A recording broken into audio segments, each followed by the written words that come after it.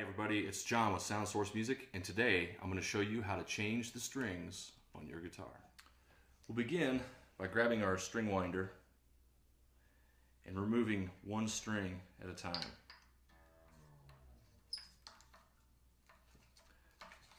You want to loosen the tension on the string first so it doesn't pop you in the face. Cut it with a wire cutter. Take it off the tuning post.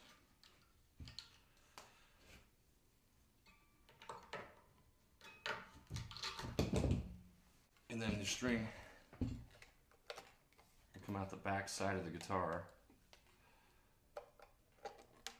through these holes. Next, we'll grab our guitar strings. For this guitar, I'm using 9 to 42 gauge elixirs. Same gauge as what was already on the guitar. It's important to make sure that you use the same gauge. And we'll start out by changing the low E. It's the 42. Usually on the back of the package, you can find out which string size matches with which string. It's going to go back through the same way we removed it. Once you've got it through, you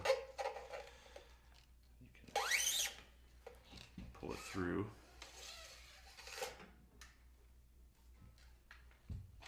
Okay. Make sure it goes across the saddle.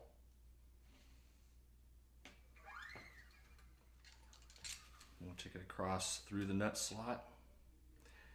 And we're going to take it around the post only one time. You'll notice I'm keeping tension on the string. I mean, it's not super tight, but I'm keeping tension on it the whole time. And I'm going to poke it through. I took it around the post, and I'm going to poke it through on top of where I already wound it through. So it comes out on top of what I already went around the post. That's to keep the strings winding in a downward fashion. It's important to use a minimal amount of wraps around the tuning posts. One mistake I see a lot of people make when they first change their own strings is they try to wrap the entire string on there, and that just gives each loop that you wrap around the post is a chance for your guitar to go out of tune that much more. So keep it to a minimum. Now we're going to take, I'm going to keep tension on the string by pushing down like this, and use my trusty string winder. That. A little more tension on it. So that by keeping tension on the string at all times, I'm able to make sure they wrap on there as tightly as possible with no loose gaps or anything. Okay, that's pretty close to standard tuning there. Now, after I tune each string, I like to give it a little yank. Sometimes you can do this.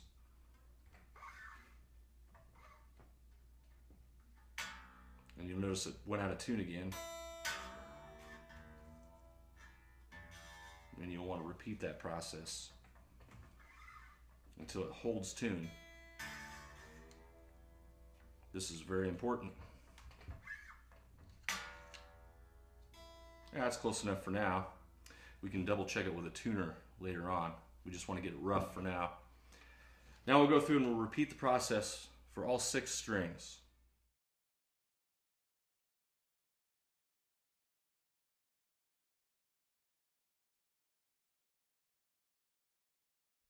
Okay, so now I've got all 6 strings changed on the guitar.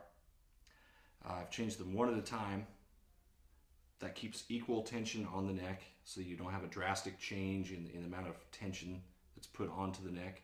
And also so that I have a visual reference for the proper direction to wrap the string around the tuning post.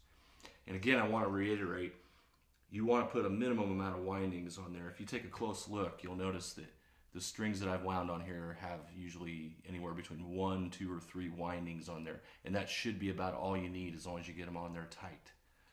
I've pulled them all tight.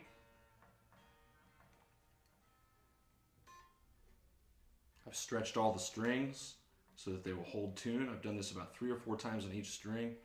And they should be ready for a final tuning now. I'm going to use this Snark clip-on tuner here.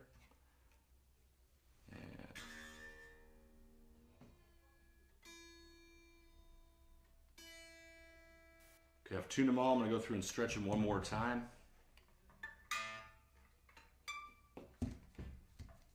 Just to be sure. One more tuning. Yeah, it's holding tune pretty good now. Okay, so we got them all changed. They're all holding tune. Take the tuner off here. Now the only thing left to do is remove these horrible leftover string ends here with our trusty wire cutters.